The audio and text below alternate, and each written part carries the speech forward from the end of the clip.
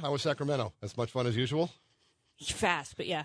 Yeah, it was good. Our team with the Water Alliance is top notch, and with a lot of activity going on today, which Right. I was hearing from the drive up and the drive down and everything. But I just big shout out to my team and our organization, just everybody who supports everything that we do at the Water Alliance, because they're on top of this, and we're definitely in the mix and shooting questions back and forth. We want to make sure that the media gets information that they need, and that we're interpreting this very complex situation as clearly as possible. Because, I mean, just today's stories on who's running out of water now. Maricopa County, Santa Barbara. I keep saying Maricopa. I don't know why. Mariposa County. Yeah. It's time to start paying attention, and that's when you realize that, oh my God, I don't know if I could ever decipher this. So we're going to do that with you about what's coming up, because there's some new rules coming up pretty fast. Yep. But just to be clear, because I want to make sure I was quoting you right from this morning when I interrupted that meeting. Sorry about that. It's okay. Anything for you, Chris. Shut up. I know what that's payback for. But, and I'm sorry. The hell was I have no idea what I was going to say. It was complicated, and you're hoping you weren't misquoting me, and we'll clear it all up. Whether or not the panel actually just gave a complete... We'll clear it up. We'll get this all straightened out. Talking water with Aubrey Bettencourt from the California Water Alliance when we get back, and what the Water Resource Board did today, and their panel as well. That's 434 News Talk 580 1059 KMJ with the Executive Director of the California Water Coalition, Aubrey Bettencourt. I am Chris Daniel. Philip Teresi here, too. We're talking, now we are talking about what went down. So what I want to establish first, based on what you told me earlier this morning, Aubrey, was yesterday was a meeting of the California Water Resources Board. Today. Because today's Tuesday. That's right. Okay. Yeah. Sorry. Today, but you had said to me that this was really a hearing more from their panel to the board. Okay, so I actually have gone back and forth and back and forth and back and forth to finally get this cleared up. So, all right, go ahead. So here's what we're going to do. So what happened today was the submission... Actually, it was the review of a previously submitted recommendation by staff of the State Water Resource Control Board to the State Water Resource Control Board of additional drought measures that should be taken as we enter a fourth year of drought. Okay. These recommendations were based on public comment, surveys from water districts, agencies, cities, etc. Then the staff took all that information, compiled that into a set of recommendations, submitted that on March 11th. So public comment period started December 1st. They submitted recommendations on March 11th. Then today it was reviewed by the board and adopted. It will go into implementation in 10 days. How could public comment have started in December before they had any recommendations or rules? I'm working on it. Okay. It was a suggestion period. It was a participation period. It was kind of like we're taking suggestions on what else you think we should do to reduce water use in California. The main or the primary purpose of the exercise was the recognition that everybody's got a different set of rules from local municipalities to counties to whatever. Is that right? Yeah, but there was still the mandate of the 20% decrease, and I think that this is in response to that.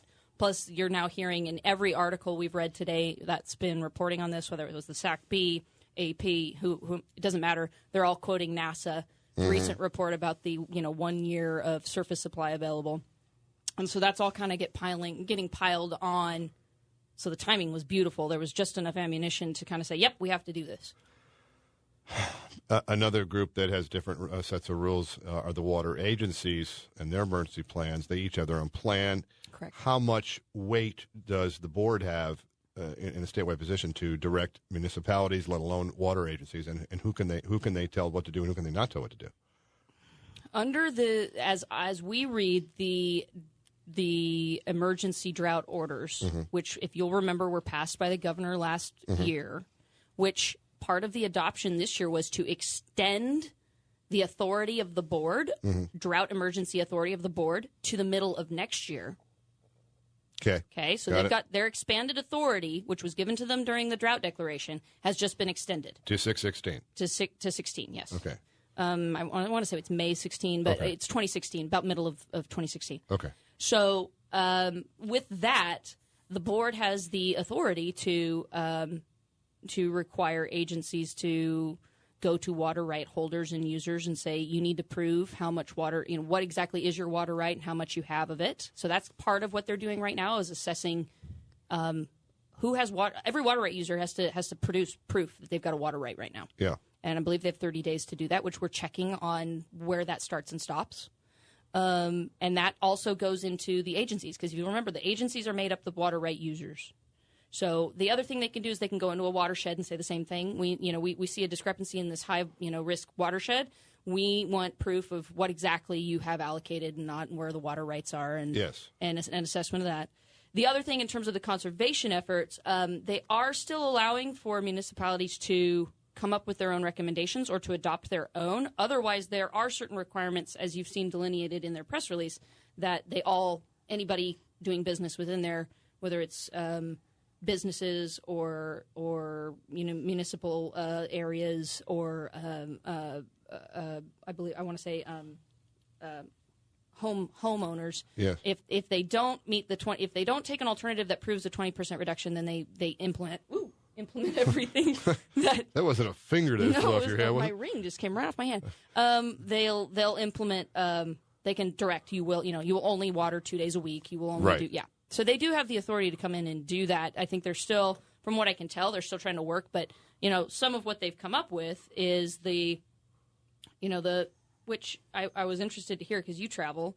The don't give everyone the opportunity in a hotel to not have their linens done. And I'm like, where do we not? I just always assume if you throw it on the floor, it's going to get washed. If you hang it up, it's not. Right. That's already been established. That's been established. We both stay in a lot of hotels. Yeah. There's a clean and clear system. I am trained. But then you have the new prohibitions affecting commercial businesses include, I'm reading this directly from their press release today. Yeah. Restaurants and other food service establishments can only serve water to customers on request, and operators of hotels and motels must provide guests with the operation choosing not to have towels, linens laundered. Does that include bottled water? No. Which made me think of the European deal where they'll stick the bottle of water on your, and if you use it, you get charged, and if you don't, you don't. Right. Yeah. But so that was part of it. The existing, I think this is another thing that people got to realize. The existing prohibited water use, which today's action plans the prohibitions on potable water use, first adopted in 2014. So these have been around since last year. It's just a matter of enforcement. Okay? Will continue, and the new prohibitions will go into effect. All Californians are now prohibited from washing down sidewalks and driveways, watering outdoor landscapes in a manner that causes excess runoff, washing a motor vehicle with a hose unless the hose is fitted with a shut-off nozzle, operating a fountain or decorative water feature unless the water is part of a recirculating system, and irrigating turf or ornamental landscape during and 48 hours following measurable precipitation. That part's new. Yes. Okay. So those are kind of these basic applications that were already in existence, and today was kind of a reminder of, hey, we have to do this. And I want to say that this is more of the board is trying to come in and if you read their press release, they say this is about kind of a repromising of we all have to participate in this. Municipalities need to participate in this, and couple questions.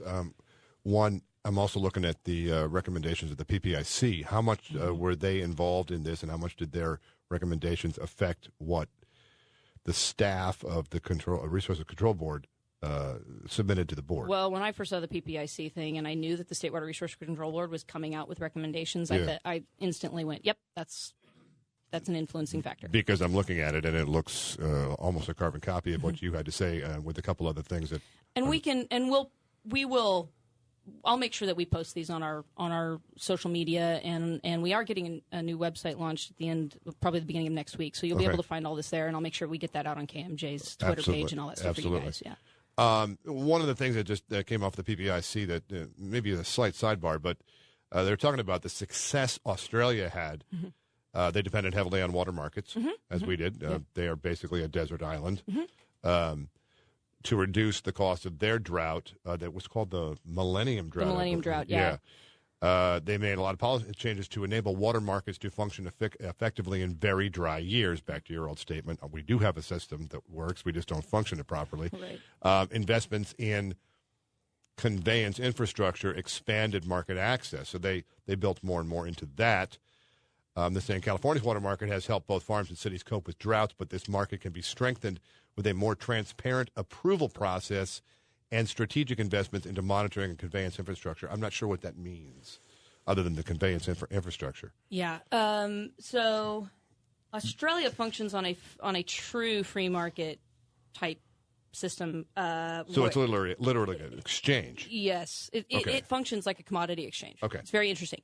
When you say you have a water right in Australia, what you actually have is a right to trade. You have a right to buy and sell in the market is what you have. Do you still own the water under your feet?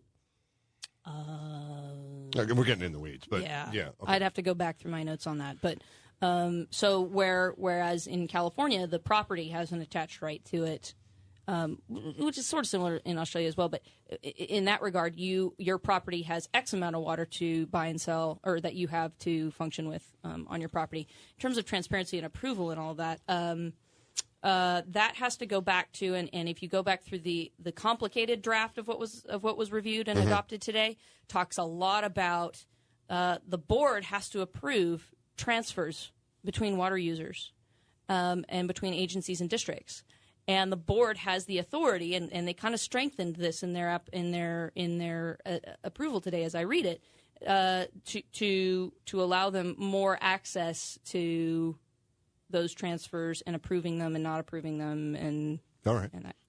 490-5858 phones are open. Oh, two good questions coming in here. Good deal. Jim, what's up? Hey, how we doing today? Good. You're on with Aubrey. I'm just kind of curious that all the rules that she comes up with all the water board is all about the citizens. What about all these commercial properties? Like my apartment building I live in, they were watering at 2 o'clock in the afternoon on Sunday, and they water 4 or 5 different. Jimmy, your phone is breaking up, but I think I've got the pretty clear gist of what you're talking about. This comes up every time. Yeah. Sure. This applies to commercial. This does. Yeah. But you mentioned enforcement. And a lot of this stuff is stuff we heard from last year. Yet enforcement wasn't there. Yet they're whining that our water usage hasn't gone down enough of a percentage. Well, you're not enforcing. So people aren't going to stop until they know it's real and they got a ticket in their hand. I mean, some people are only learn that way. Well, we were having a long conversation about that today with my team about, human behavior is not to change willingly. And so what you're seeing in a lot of the commentary, and I encourage people, if you're going to look online about this, the 99.9% of what you're going to find if you Google this right now is all commentary, and I want everybody to understand that that you're going to find op-eds like in the SWRCB, you're going to find stories that are regurgitating other stories from AP or from NASA, and it's going to be kind of a compilation of what everybody else has been writing. So be very careful when you're going through that. But you'll see they're all kind of starting with this new talking point, this trend of about darn time, Resource Control Board, because no one has been universally, you gave too much local control and no one's been universally enforcing this. So you guys need to step in when there's bad actors and enforce it the way you want it done. So the City Public Works Department doesn't really feel the onus to improve and lead by example, and they're not enforcing on commercial businesses because they need to have their grass of this apartment complex across the street from us has the greenest grass in town, and I don't know why. So that's where I think it was vague today on if the board. I think the board probably has set themselves up where they could have the authority to come in and say, yep, you're going to go city of X, Y, and Z. You're going to 2 days a week, and you're only going to go from here to here, and you better enforce it because we're going to enforce it from the state board. We're going to enforce it from the state. We're going to slap you down. Yeah, we'll jump in if we have to. But they were smart enough, I think, in the way I'm reading the press release and the way I'm reading some of the documentation that was looked at today at their meeting. Yes. To have said, okay, but.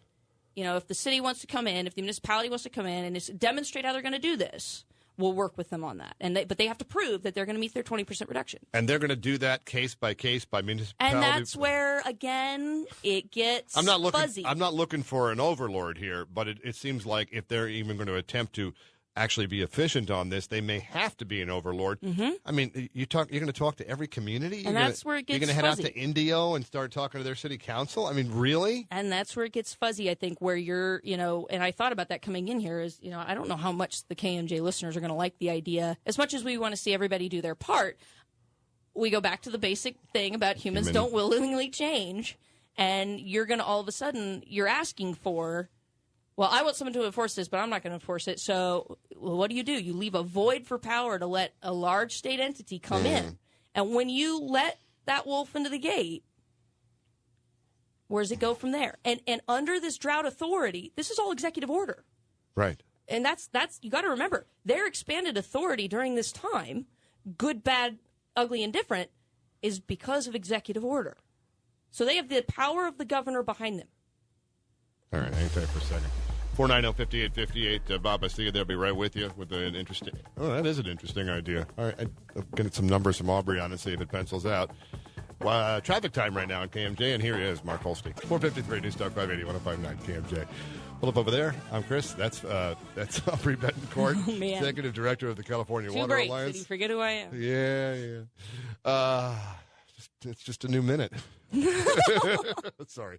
Talking about water, we got lots more to talk about, too, including more on this Australia story and the fact they may really have figured it out where we didn't yet. But Bob Waterston, welcome back, man. Hey, thank you for your show. It's always interesting. Thank you. Question for you. Has anything been mentioned in Sacramento about pool builders, about building pools, moratoriums, or refilling them?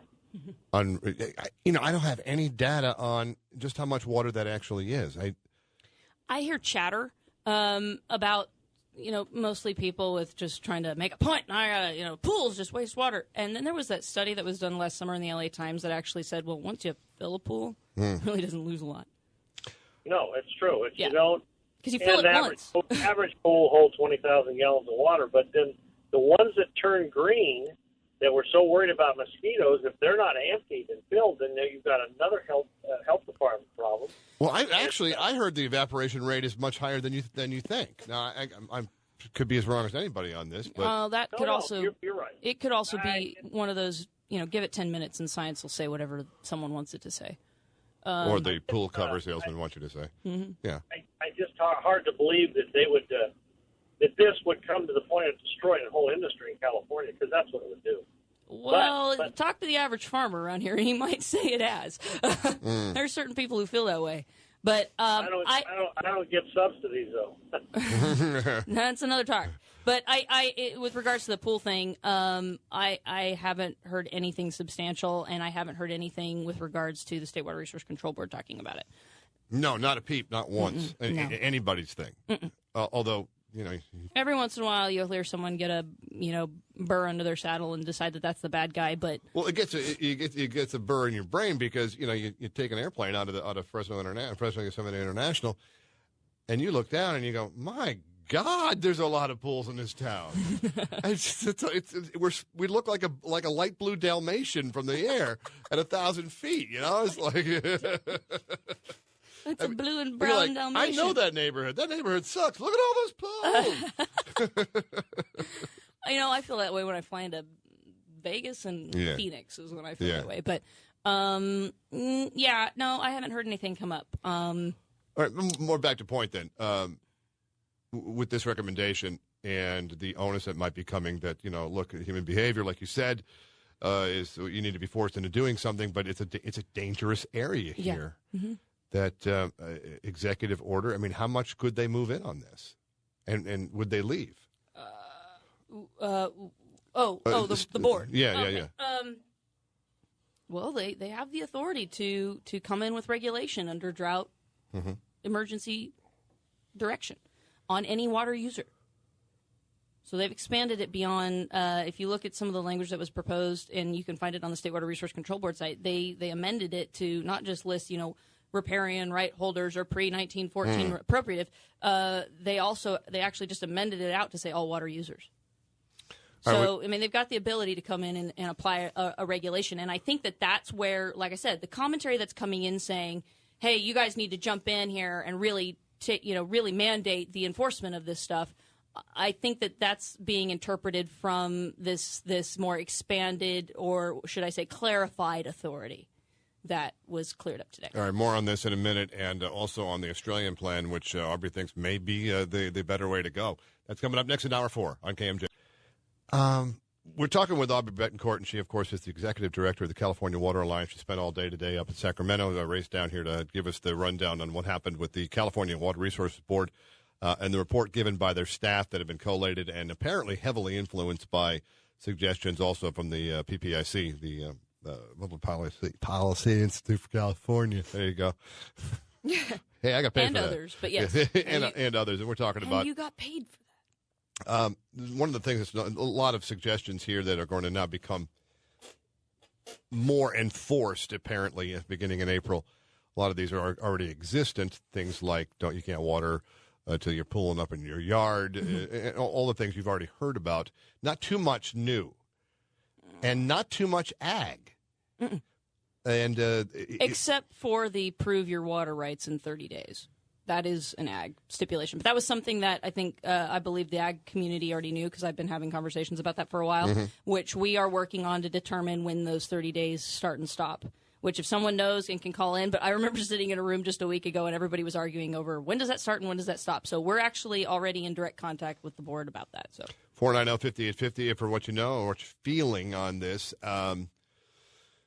We leaned a little bit into because the PPIC recommendation talked about Australia's millennium drought went on for 11 years. Aubrey dropped this figure on me that blew me away, and it really I want to talk about something completely different on this drought in a minute, but that was something like 11% of Australian farmers committed suicide. The suicide rate among rural communities, especially farmers in Australia during their 11 or 10-year drought, the millennium drought, went through the roof.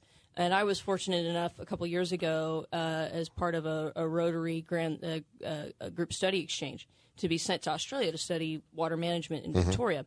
And a lot of the Rotary groups, you homestay, and I was the honorary Rotarian. About every 4 days I was with a new Rotary chapter and for 5 weeks. And that's a lot of chicken Kiev. Oh yeah. Anyway. That's a lot. It's a lot of things. But and I adore the system of Rotary. And one thing that a lot of the Rotarians told me, especially from the urban areas, so like Melbourne, they said that they were taking weekly trips to do suicide prevention counseling in rural towns because farmers figured out that they could take care of their family with a life policy, a life insurance policy, than they could farming or trying to survive. Plus just the way it drags you down. The emotional, I think, side of it was so extreme because it was. I mean, it was 11 years. It was a generation of children who didn't know what rain was. And when you look at how they have changed their relationship to the resource of water as a result of that period, it makes us look like we're going backwards. And I don't know if it's because they're a generally homogenized society or because they're half the size of California with a continent the size of North America, or if it's just because the extreme got to be to a point where they finally said, we have to just stop surviving and we have to solve this. And they started doing, they shotgun blasted everything. I saw... Stop there for a second. Yeah, I definitely want to hear this. Okay. But what you just said, how do you, this deeply involved, interpret the actions of all Californians, whether or not they are elected or non-elected officials or water users or growers or urban Los Angelites or Los Angelans, whatever. Linos, Los Angelinos, sorry. Are we just, is that how we're behaving, that we're just surviving? It's going to rain soon. It's going to rain next year. Let's just get through this. God, I hope this tree lives. And it's hard not to do that. I know. So, it's that idea of I've got to address what's happening right in front of me. I have to address what's happening right in front of me. But those that are able to, and I think that has to be done, but we also have to look at what are we going to do for the next century? We'll get out of this drought. It will rain again. I have confidence of that. How much do we lose before that, though? How much do we lose before that? How much knee-jerk reaction in policy and politics and regulation that then shoots ourselves in the foot before we can ever set ourselves up for the next century? So what did Australia do? So they, from my observations from being there, was they literally did everything. From mandatory purple pipe in all houses, so purple pipe, which is non-potable, run throughout the entire house, side by side. All exterior water use was non-potable purple pipe. They ran purple pipe out to farmers, like they do here in Monterey. Right. They did that everywhere. They incorporated that into the house. They were doing reverse osmosis for small towns, so toilet to tap, and they got over. They said that they got everybody publicly over the purple pipe thing pretty quick, and a lot of the engineers I talked to said it'll be a matter of time, but we'll get everybody accustomed to toilet to tap. Just mentally, we'll get them accustomed to it. They'll be okay. Desalination? Yes. In fact, they took a lot of heat in Melbourne because they built a Cadillac. No, not even a Cadillac. They built a limited edition Bugatti of a desal plant off of Melbourne, which I believe was going to supply like 4 times the amount of water the city needed. Okay. And when they probably just needed a Honda, so there was a big deal about, well, we might have just kind of blown the cost of this.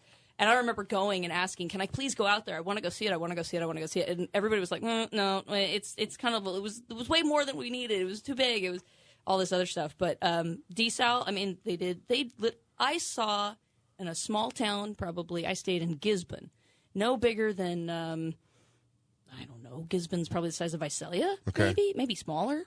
And they had on their fountains in town wind speed readers so that when the wind hit a certain level and they knew the water was going to splash out, shut the fountain off.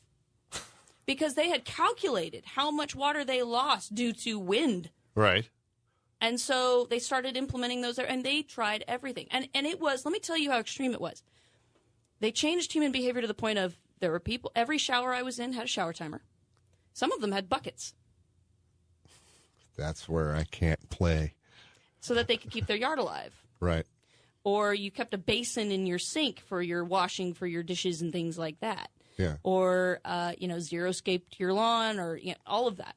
And when they just, it's fascinating how they changed their relationship to the resource. And the they markets thought, as well. The markets, they thought, and it was interesting when I talked to some of the city retailers of water. So there were city retail outlets. There was a water agency that oversaw all of Melbourne. They were the wholesale. There were 3 or 4 wholesalers, and then smaller agencies within the city and communities that were what were called the retailers. One of them I met with specifically said we were convinced that when the drought was over, we were going to see a bump back up in demand because they'd reduced their demand in their district. Over 30%, probably reduced demand by 40% or so. Wow. And they were convinced they were going to have a massive bounce back soon as water was available again. And they said it maybe went up 8%. A retraining. Mm-hmm. Yeah. They just retrained their population. And again, I'm sure I would love to hear probably a sociologist talk about why that worked and how that happened and how do we make that jump. And I think for us, I keep rolling around in my mind of, okay, so if we're going to do, changing the way we use our water and changing the way we water our things and using different things and incentivizing, what are incentive programs? What if we opened it up, what if the cities opened it up and said, come, anybody, just tell us, come in with ideas, tell us how we're going to reduce 20%. And we'll incentivize how we do this. Maybe the state goes to a city and says, hey, come up with an idea. How are you going to do it? And we'll help you figure it out. Use this much less, and you actually not only are you paying less, you're paying less. Mm-hmm. You're getting a bonus out of that. Mm-hmm. I would love it. I would love to see an incentive program or an open bid program on how to do this. Speaking of open bids, we'll talk about the other side of it and how Australia handled their ag with what they call the water market, but really Aubrey's saying is a water exchange, and how that rolled out and how people felt about it there. 490-5858 is the number right now. You're more than welcome in right now. Traffic. Here's Mark. And the freeways at this 522 News Talk 580 105.9 KMJ. Chris Daniel with Aubrey Bettencourt. And we were talking about how Australia solved an 11-year drought. They called it the Millennium Drought. I can't even imagine what that was like. I mean, when in an 11-year drought do you give up hope? Because here we are in year 4. And I'm riding the fence. I'm riding the fence. Anyway, we talked about what Australia did in commercial and personal use, but we didn't talk much about ag and how they changed the way that growers bought water and what they actually owned, et cetera, et cetera. So can you talk a little more about that? Yeah, and I just sent the link to the Australian National Water Market website because this is a complicated thing. I'm going to do my best. So if somebody finds something wrong with what I'm saying, I'm willing to admit it, and I know where to go to look it up. But like I said, it's complicated, and I'm I'm totally owning up to anything I get wrong. But the way that it works is instead of having when in Australia you say you have a water right, it actually means you have a right to buy and sell water. And so there are certain amounts of water rights that are issued, and you have the ability to call a water broker in the morning and say, what's the price on the market for the different classifications of water, because they classify what kind of water. How do you mean? There's environmental water, consumptive, non-consumptive. There's different classifications. And so you can say, okay, when the price hits this point, I want to buy or sell X amount of this kind of water, because your right correlates to that. And it's done within trading zones, so you're within a zone that you're allowed to trade within. Right. And the map is broken up, and that was assessed in 2005 based on their watersheds. So, the Murray-Darling system is one, and there's a map. That's all right. Anyway, so what that then provides, for instance, the government wanted to do, or a nonprofit that wants to do, restore a watershed or something along those lines, they have to go buy a water right so that they can trade and, buy and sell on the market. And the government pays for the water it uses for whatever project it's wanting to use. So the government has to pay too? Yes. So, that's us. But it would be along the lines of, for instance, restoring flows down the Murray-Darling system, which is a set of rivers, very similar to our delta in terms of controversy and who uses what. Right. Okay, and it's a critical watershed for eastern Australia. So they wanted to restore flows for various species propagation, right? And so the government went to the market space and said, we'll buy your water. Here's our price. We'll give you X amount of dollars to buy X amount of, they don't use acre feet, they use their own. And we'll buy it from you, and we're going to use it for this. And we'll pay you. So if a farmer in Australia said, well, I'm not going to use it, and the price is good, and I figured out I'm doing X, Y, and Z over here anyway, and I'm in that zone, I can sell it. Not permanently, but I can sell it on the market because I've got X amount. I'm not going to use it this year. But if you don't use what you've bought, what happens? You give it back? I think it all resets the following year. There's no give back. You have X amount in your account. Okay. Yeah. So the people that would grouse the most, then that would be the most grandfathered people with the old system of water contracts, right? So, and a lot of this then came into another discussion, which some people found, at least in the conversations I had, again, if someone wants to call in and say otherwise, we can discuss it, but that there was this idea that Australia had over-allocated their water resource. And part of that actually goes back to me being a history nerd. Post-war, when veterans came back from war, both World War I and World War II, I believe, definitely World War I, they gave veterans property with water rights to encourage them to settle, to have farm, to have property, to have a life when they got back. And there was a theory that came up as the drought got more severe about we think we've over-allocated the resource, that there were more water rights out on the market than there was actually water in the market. Which may be the case in California. That's a dangerous conversation because here's where this goes, okay? So when the government of Australia actually, in certain circumstances, then negotiated processes by which they would pay for systems upgrades or things like that, and in exchange, they would take whatever you conserved permanently away from you. And I met people on both sides of that argument. Okay. And that's where I met people on both sides of that argument that said, we didn't think we were over-allocated in the first place. We didn't think the rights were over-allocated in the first place. And so, and who's to say when you take permanently, let's say I conserve 20% with the projects the government paid for me on my property, but they took the 20% I conserved permanently away from me.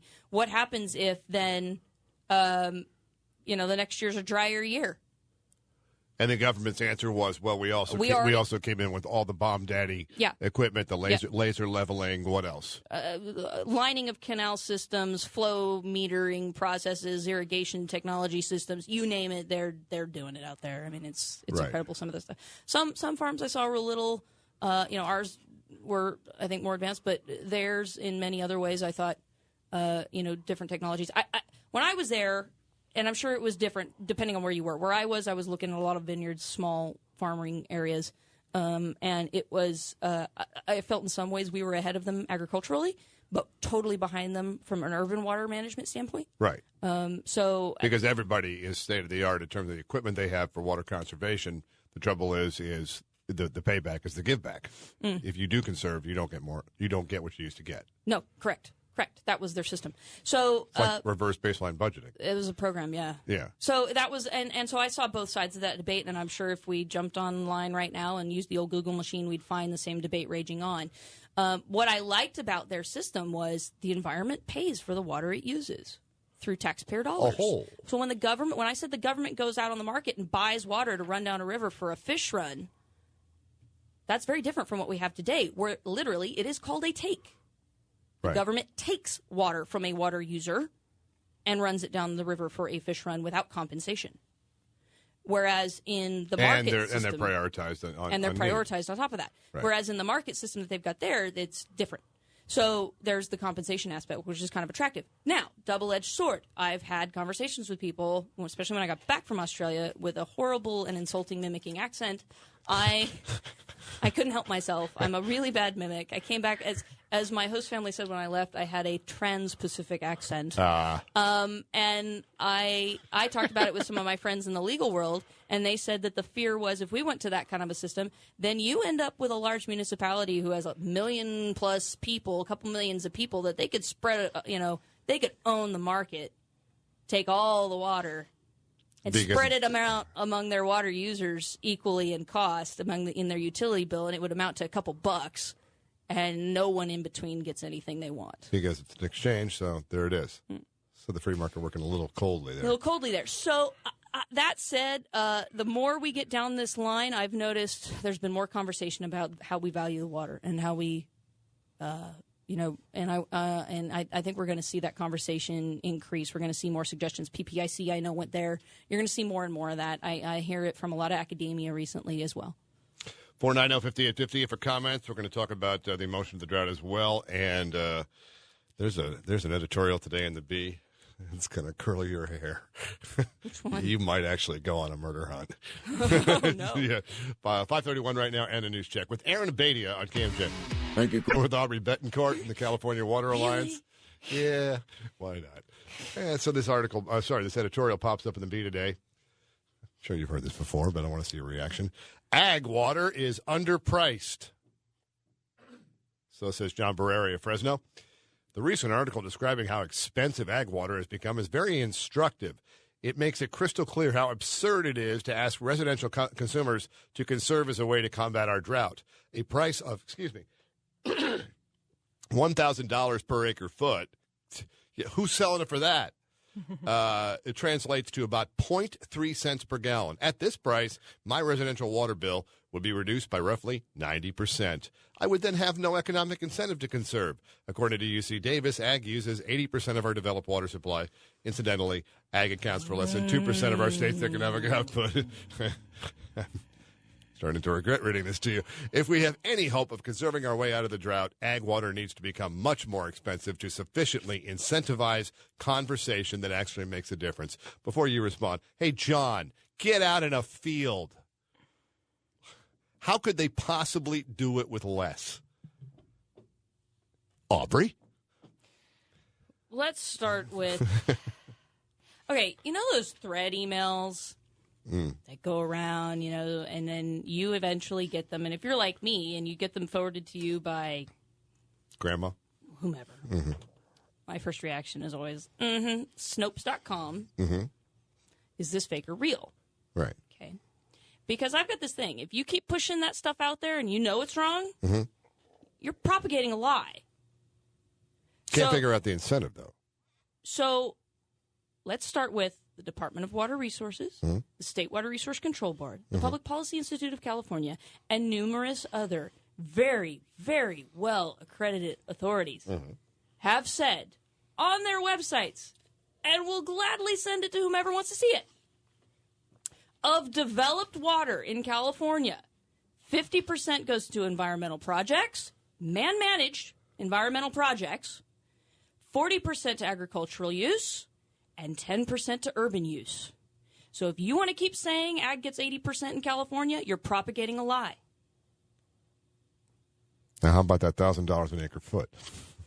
That goes to, you're dealing again with a complicated system where we have a user pay system. And when ag is paying for its water, when anybody is paying for their water, you're paying for the electricity to move it. You're paying for the infrastructure that it sits in or conduits through. You're paying for the people who manage the system for you. You're paying all of that cost in your cost of your water. So sorry, I've got a weird ad coming up for on my computer. Buy it now. Just click on it. No, it was like Candy Crush game. Just click on it. Booming. I didn't want to touch it. They're there to help you. No, it scares me.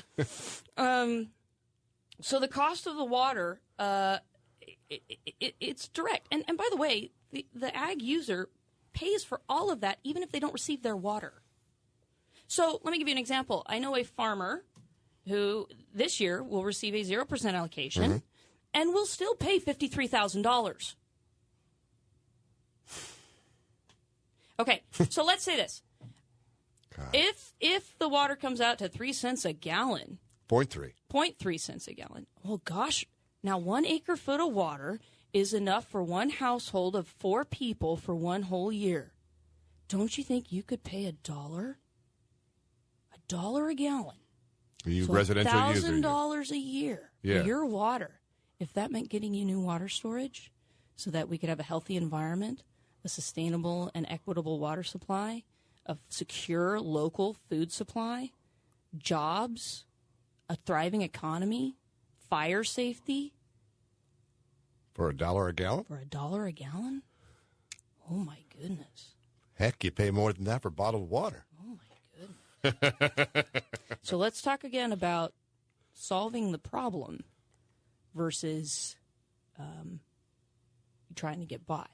Right. Okay? Everybody's going to have to get involved in this. Which takes us to Sites Reservoir, who are just looking at this whole thing and going, we're moving on. We've got a better idea. We're moving on and again, we still have a user pay system. So if you were to look at like Pine Flat, for instance, all the water users along who benefit from that project, when the project was built, their right structure or what they get out of the reservoir was dependent on when they paid to build the reservoir. And so if you were early, you got the bottom share, and then next year. So here's the deal. If Pine Flat is full, then everybody who paid in to build Pine Flat gets their water that year. Right. But if Pine Flat didn't fill and maybe the top 2 tiers didn't get it, those top 2 tiers aren't getting the water that they paid for that project, but they're still going to pay to maintain the project.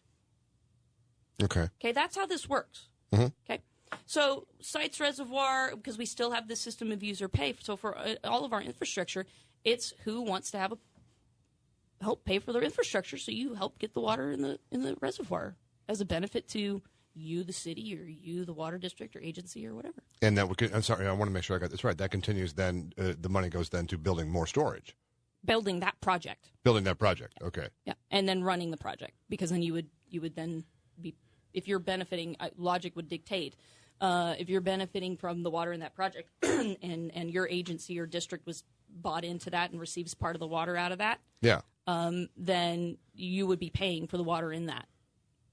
So the farmer, let's say a farm district down here buys into, or farm district anywhere buys into Sites Reservoir to receive part of the allocation that would be created by the increased amount of water. Yeah. Then they would have to pay for part of that every year to maintain the reservoir. Are you hearing anything else like that, though? I mean, that's just the way things are. That's the way it's done here. Well, what are sites doing differently then? I'm sorry. They're moving ahead without waiting on bond funding, even though bond funding is in there, and they're going to get access to their bond funding. They're going to fight to do that, and we're actually working to fight to make sure sites gets built, and that the bond funding for it is designated for it and doesn't get raped and pillaged for something else. But they're not waiting. But they're moving forward because they're the furthest along. Of all the proposed reservoir projects in the state, they're the closest to shovel-ready in the sense of they've done their EIRs, they've done their geological surveys, they've done all of that is done. So they're ready to roll. How many? And I saw two stories today about town. Go ahead. Finish. What we can, as that project develops, it'd be worthwhile to find, get somebody more closely involved with that project. Yeah. Okay. Speak with you guys. Yeah. How many stories are we going to start seeing each day? I saw two today. Mariposa County, Santa Barbara. We know about the sad story of Cantua Creek. We know I was in East Porterville last Porterville. week. Yeah. I mean, how many? Is this to become commonplace now? I mean, is this what happened in Australia in their 11-year drought? By year 4, the water's not coming out of taps anymore. Or is that examples of particularly broken areas, or is this just really what happens when you get this far in? Because we've been in a 4-year drought before, and we didn't have that. We had a system that provided reliable surface supplies continually to recharge aquifers. Right. We don't have that anymore. Plus, there's been studies, even by PPIC, that says that as we've shifted to more efficient irrigation systems, both in agricultural and urban technologies and applications, that we're not replenishing the aquifer at a rate that we used to. Because we've got the profile down perfect. Right.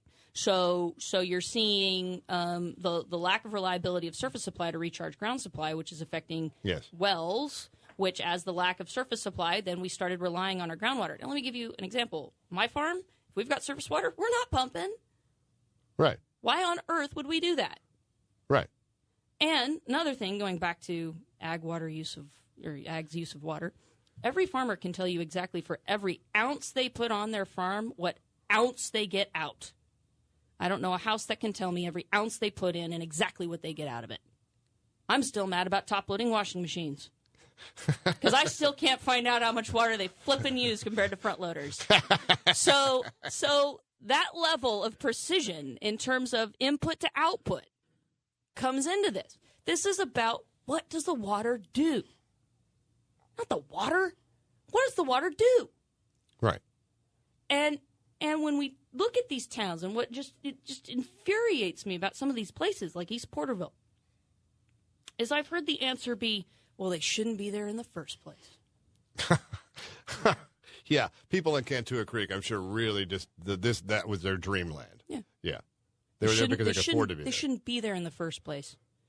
Okay, if you want to follow that logic, fine. What are you going to do to get them out of there? Because putting a 300-gallon jug that gravity feeds into their house is not helping them get out of that situation. No, because you can't sell their house.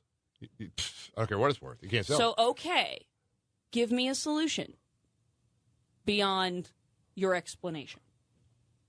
Because I don't know how you're helping someone like that. And it to me, it is a moral... Well, the only answer is always storage. Well, storage and availability. And there's an infrastructure component to that. We have an aging infrastructure in the United States that is incredibly dilapidated. And we've got to upgrade it. And how are we going to upgrade it in the sense of, from the macro sense of storage, but also... the practices that we employ in future construction, in future projects, in future home improvements. I mean, I know a guy who was trying to renovate. He needed to pull a permit to renovate a bathroom, or not even, it was a bedroom, move a wall in his house in Pasadena. To pull a permit, you have to replace a toilet. That's the trade-off now down there. You have to put in a low-flow toilet if you want to pull a permit on your house to do anything, which, of course, they make you pull a permit for everything. So to move a wall, he had to pull a permit, and the offset was he also had to replace a toilet. Wait a minute. I'm laughing, but... Not a bad idea. It's actually not...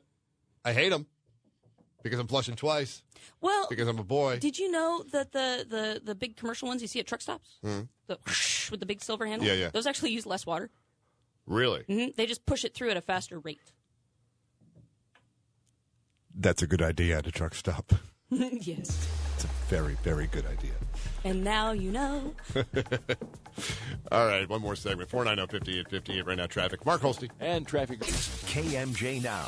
Hey, we're back. 490-5858. A couple more questions with Aubrey Bettencourt. We go to Renee. Hey, Renee. Hey, Chris, I just want to say this is something I've been studying for a while, and I heard it from a preacher preached at our church. But I think us as Californians, we really regulated ourselves out of rain. I was looking at the sky today. Yeah. Today it should have rained, but it didn't. Because if you go to your Google machine and you Google process of precipitation, Yeah. if you Google that, read it. What it takes to make it rain is smoke and dust. 20 years ago, Particulates, yeah. our cars used to be gross polluters. 20 years ago, I remember a bunch of rain. Aubrey? Well, I mean, in terms of the water cycle, there's something to be said about we have less water. If we have less, if we have less surface water over, series of time, then there's less evaporation into the system. Yeah, but I don't know how that works with the ocean. I don't know. I don't know. That's your answer. Could be anything. It's worth thinking about. All right, in Fresno, John, what's up? Hey, I was just trying to figure out, are there any incentive programs to help you set up great water systems in your own residence? Because I've been looking that up, and I'm trying to do it on my own to save water and use it to water my lawn and plants outside, so I don't have to use it. I've already got we've been talking about that a lot. That where's the incentive side on this as they're going to start implementing the rules from last year in April? I know that I would hope that some of your local authorities, et cetera, has some resources for you. I believe if you go to saveourwater.org, I want to say. Saveourwater.org? I think so. They've got a lot of water-saving tips, but I know that that's something that I want to pursue more, and I'm willing to work with companies or anybody else or whomever. We've got to... for people like you who want to do the right thing, who willingly want to change human behavior, we've got to help provide those resources for you guys a lot more available so you guys can have partnerships and programs to create a better, more heightened awareness of how you're using your water and be good stewards. And that's something we all can do. Doesn't matter if you're on the farm or off. And so, you know what? We're going to be working, I know, on our new website, and I'll make sure we get it out next week. We're going to be submitting some proposals. We'll have a water tip of the week. So we're going to provide a lot of those opportunities too, and as we find out more, I'll make sure I put my team on that for you, man. We're gonna find out ways to get you guys some help, because I think the more we can do that throughout the state, the better it is. John, thanks a lot. Aubrey, thanks a lot. We're going to end the show a little differently, as we always do on St. Patrick's Day, and I have only like 2 Irish songs in the world I like. 2? You only have 2? I'm just not a fan of the Irish music. Oh, come on. No. His streets wide and narrow. No. She wheels her wheelbarrow, crying gargles and mussels, alive, alive, oh. Thanks. That'll be in my head for 2 days. 2 solid days. Thanks for the Cerebral Redundogram. We do this every St. Patty's Day, so we'll leave you with this tonight. Thanking Unwired Broadband for the show, Philip keeping it together, for Aubrey Bettencourt for being here, to Jennifer Clark from the city, and Dan Sack as well, and Mark Standriff, and Esmeralda Soria. Whoa, busy I will day. see you tomorrow, and once again, we treasure that road of happy destiny. Legends and Legacies being brought to you by the Selma Auto Mall. On the other side of this song, these are the Clancy Brothers on St. Patrick's Day, and the Bricklayers song. Dear boss, I write